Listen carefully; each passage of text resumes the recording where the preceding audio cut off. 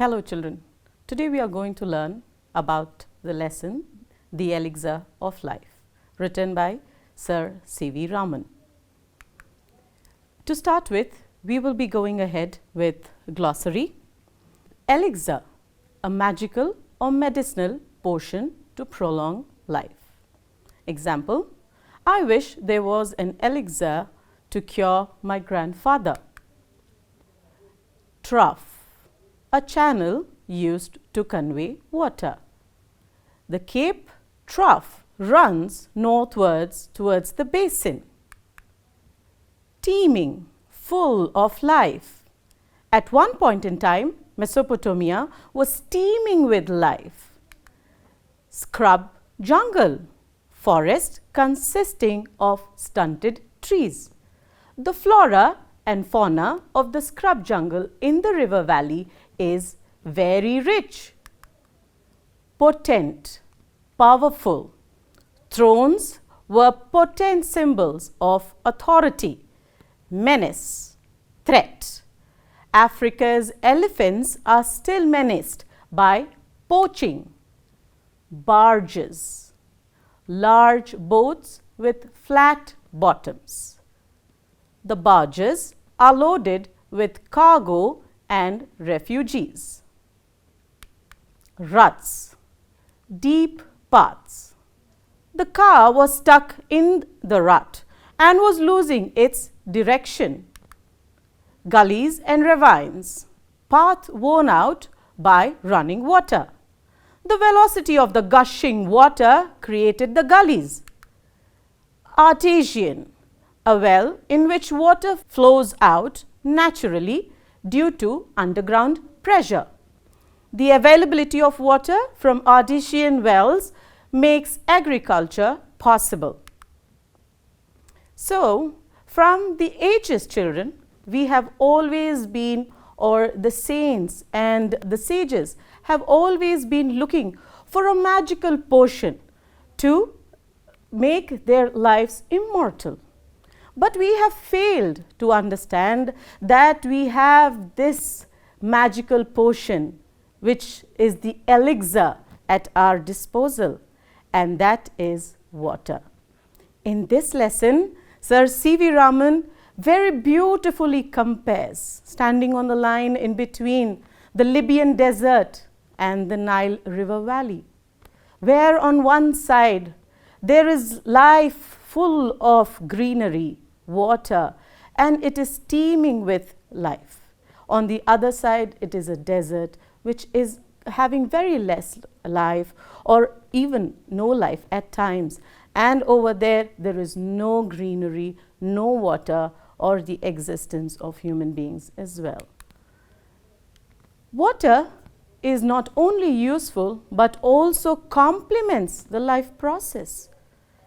Like if we have seen every time when we study about the ancient past, we know that the civilization has started near the rivers.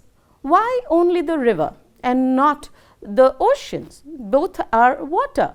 What is the reason? Because the river water is fresh water, and the other water that is available on earth, that is 70% of water, is salt water, which is not a complement to life, especially for the human beings, like agriculture, drinking, and many other purposes of life.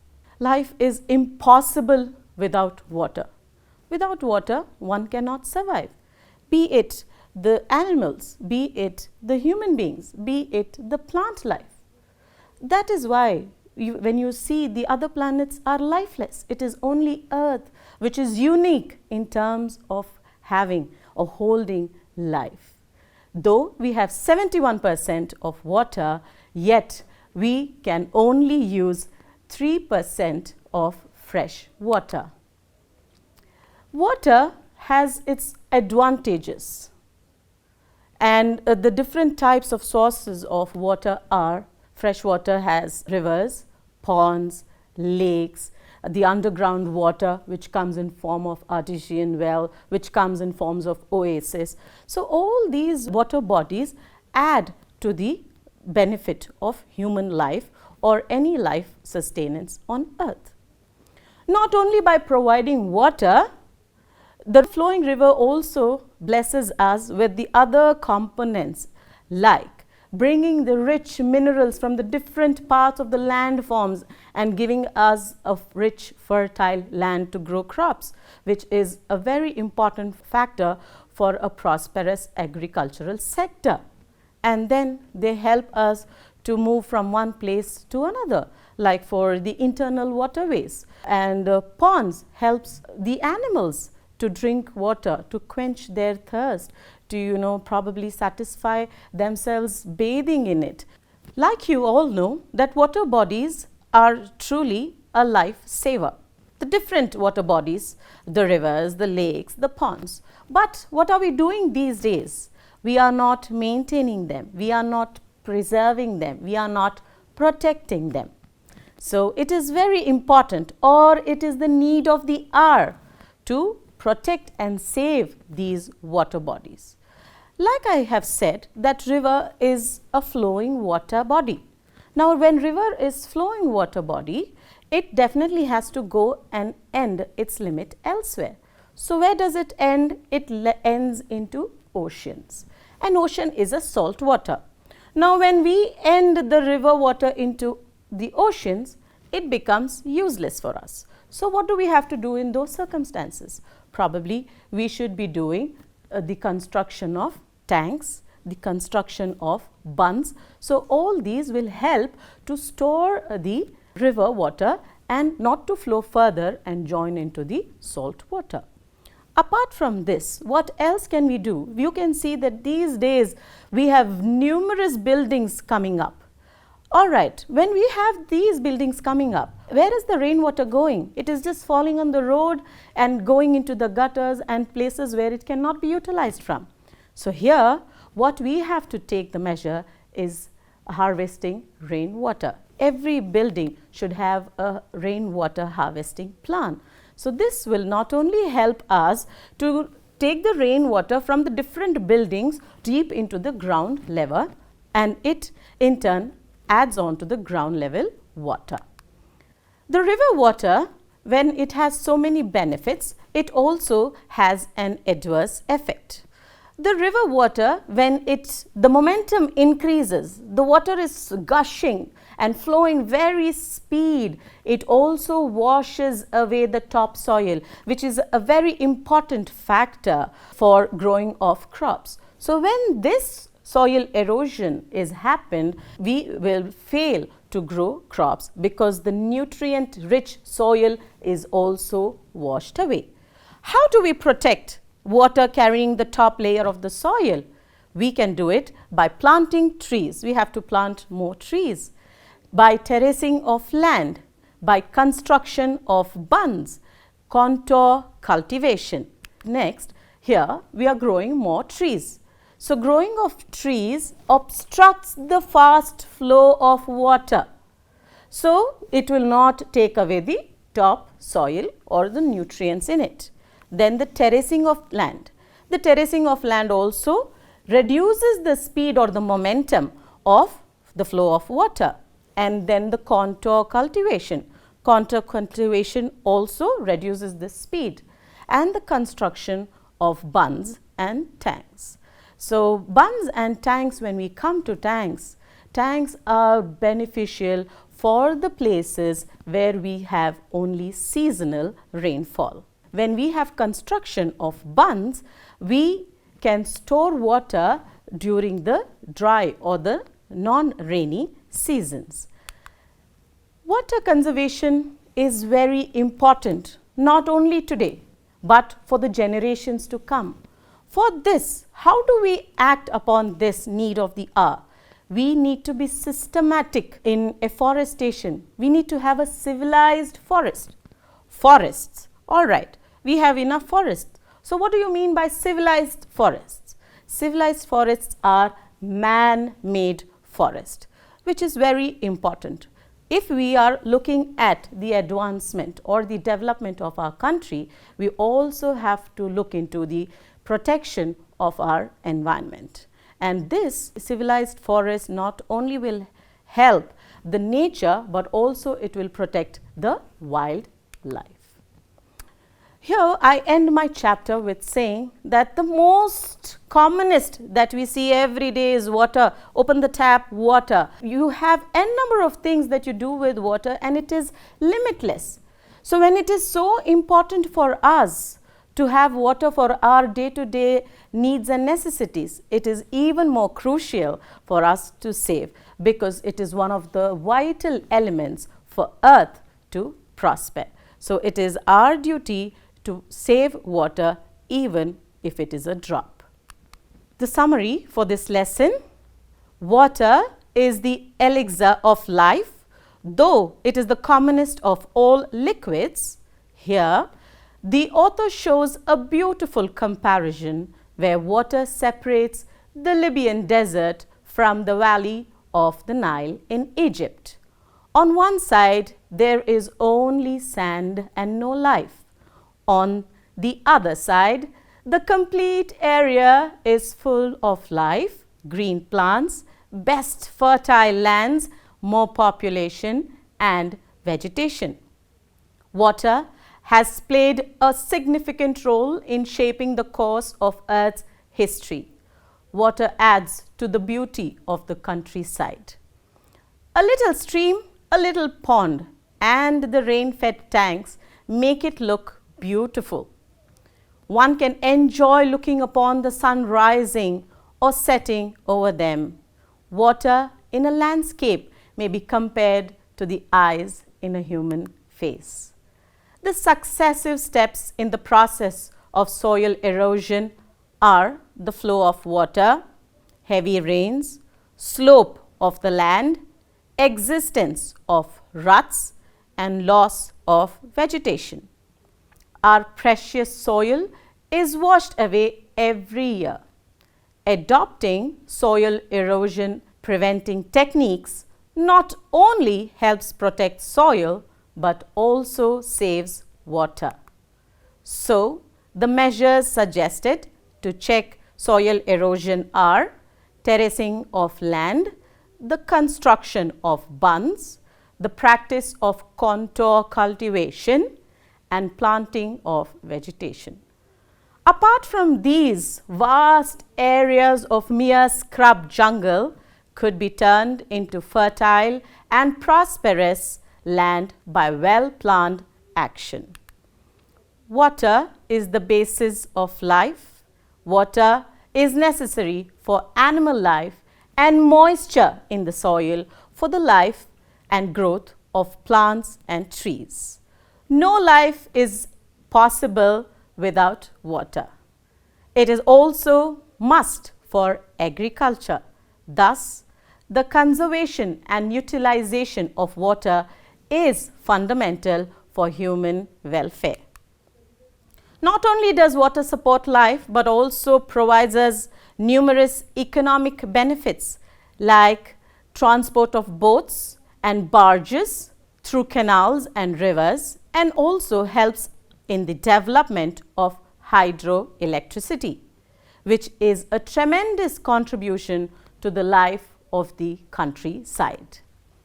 Though water is the commonest of liquids, yet it is the most uncommon. It is our collective effort to conserve our nature for the generations to come. Water plays a vital role in life of all.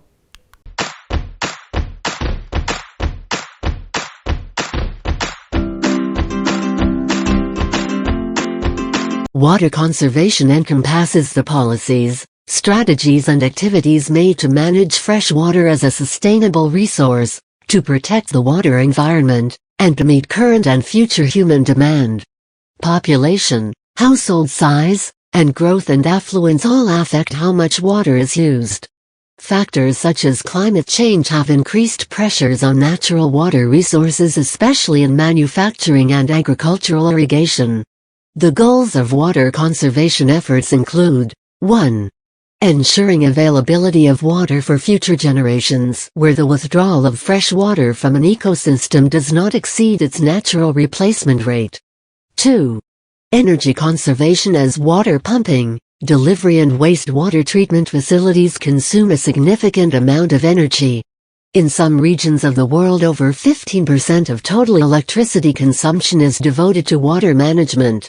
3. Habitat conservation, where minimizing human water use helps to preserve freshwater habitats for local wildlife and migrating waterfowl, but also water quality. The key activities that benefit water conservation are as follows. 1. Any beneficial deduction in water laws, use and waste of resources. 2. Avoiding any damage to water quality. 3. Improving water management practices that reduce the use or enhance the beneficial use of water. Water conservation programs involved in social solutions are typically initiated at the local level, by either municipal water utilities or regional governments. Common strategies include public outreach campaigns, tiered water rates, charging progressively higher prices as water use increases, or restrictions on outdoor water use such as lawn watering and car washing. Cities in dry climates often require or encourage the installation of xeriscaping or natural landscaping in new homes to reduce outdoor water usage. With this, we have learned that how important water is and what are the benefits of water, both in terms of sustaining life and in terms of making money. Whereas water can be advantageous, it can also have an opposite effect. This opposite effect can be stopped by a systematic and intelligent planning. When I say adverse effect, when I say, the opposite effect. So now I have a story for you here. This story I have highlighted few words in green. Now I want you to quickly grab your pencil and a book and then start writing the opposites of this. Many years ago, there lived an old poet. Old. The opposite of old is young. He had a beautiful cottage in a small village. Beautiful. The opposite of beautiful is ugly. Small. The opposite of small is big. One evening, suddenly a huge storm arose from nowhere. He sat quietly beside a fireplace in the comfort of his warm living room. Quietly. Then, making noise. The fresh apples were roasted, which filled the room with its aroma. Fresh. The opposite of fresh is stale. I feel sad for the ones who do not have roof over their head, the poet thought. Sad, happy. Suddenly, he heard a squeaky voice. Oh, please let me in. I am completely wet and cold, a small boy exclaimed, standing at the door of the poet's cottage. In, opposite is out. Wet is dry. Cold is hot. Poor thing, you look so cold and exhausted. Please come in and sit down, the poet said and called him in. He made him sit on a chair. The old poet offered him some boiled wine. The boy drank the wine happily and started feeling better. The boy climbed down and started singing and dancing out of joy. Down, the opposite of down is up, happily. The boy drank the wine happily. The opposite will be sad. The boy climbed down. Down again would be up. So what we have done in this story is we have learnt the opposites. The opposites are called as antonyms. So we have learnt antonyms today. We move on to another part. Jessica eats an apple every day. She loves apples. Apple is a countable noun. Like you can see one apple and then you can see 3 apples. You can count those, the number of it. Anything that you can count is a countable noun. Now you must be thinking that we can count everything, what ma'am saying that only thing you can count is known as countable nouns. There are certain things that you cannot count. Those are like rice, sugar, milk. Rita loves milk. She drinks milk every day. Now milk is uncountable. It is in a liquid state. So this is an uncountable noun. You cannot count milk. Whereas 2 teaspoons of salt, 2 bottles of juice. Now here I have taken an example of salt, which is uncountable again, and then juice, which is uncountable again. Here we are seeing that we'll go to the shop and tell, can I have a bottle of juice? You will say that we can count juice, that give me 1 bottle, give me 2 bottles. So why is it coming under the uncountable nouns? We are not counting the juice here, but we are counting the containers that it comes in. Maybe a glass of juice, maybe a bottle of juice. So here we are counting the containers of it in terms of the uncountable nouns. We can measure uncountable nouns as per the containers in liters, half liter milk, 1 liter milk, and in kilograms. Give me half a kg of sugar, please. Give me 1 kg sugar, please. You are measuring it. You are not counting it. I have given you here a few examples of countable and uncountable nouns. Mobile, countable. The number of mobiles, 10, 100, 1000, we can count them. Uncountable noun, ice cream. You cannot count the ice cream, but you can count the scoop of ice cream. You can count the cone of ice cream. You can count the buckets of ice cream. Then the next example is fish. Fish is an aquatic animal. Now fish you can count as an animal. But when fish is now converted to meat, it is now measured. It is no more countable noun. How to identify countable nouns or uncountable nouns? First, we are going to learn about countable nouns. They can be used in a singular or plural. Give me an apple. Give me apples. Give me a banana. Give me bananas. Then we have articles a, an, and the that can be used before the countable nouns. Give me the apple from the basket. Then how to identify uncountable nouns? They do not take plural form. Like you cannot say, give me sugars, give me rices. They do not take plural. They are not preceded by indefinite articles a and an, whereas the is a definite article. They always take a singular verb. Example, knowledge is the goal of education. So here it is taking as singular, knowledge. You cannot count knowledge. So it is taking singular.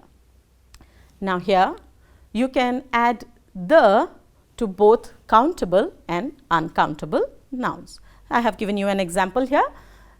I know the man who has stolen the dog. So man is countable. 1 man, 10 men. So 100 men, we can count them. Dog, animal, we can count them. Then I am saying that you can use the for uncountable noun as well. The paper of this book is of good quality. So paper is an uncountable noun. So we are using the. So the can be used in both countable and uncountable nouns. Countable and uncountable nouns. Countable nouns are things we can count. For example, cats. My brother has a cat. My sister has 2 cats. My friend has 3 cats.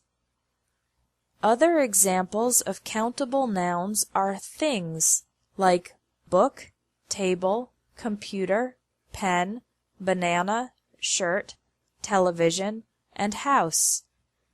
People are also countable. man, woman, child, friend, uncle, teacher, boss, and employee. With countable nouns, you can use the quantifiers many, a few, some, and any. How many brothers do you have? I have a few books in my backpack. She bought some bananas. Does he have any children? Uncountable nouns are things we can't count or can't divide into individual units. Examples of uncountable nouns are ideas and concepts like love, fun, sadness, work, peace, and safety. Words related to information are also uncountable. Advice, information, news, and knowledge. Category words are often uncountable. Music, furniture, equipment, jewelry, literature, and meat. Finally, there are liquids and other foods that can't be counted. Water, butter, rice, flour, and milk. With uncountable nouns, you can use much, a little, some, or any. I have too much homework. Add a little butter to the recipe. We heard some great music. He doesn't have any furniture. Never add s to uncountable nouns. For example, I need some informations is incorrect. The correct sentence is, I need some information. You can use other words to help quantify uncountable nouns. For example, he gave me 2 advices is incorrect because advice is uncountable. Instead, you can say, he gave me 2 pieces of advice. With food, we often use the container to make the noun countable. For example, don't say, I bought 2 milks and 3 rices. Instead, say, I bought 2 bottles of milk and 3 boxes of rice. So this is your assignment, children, and I want you to describe how water is compared to divine Amrita.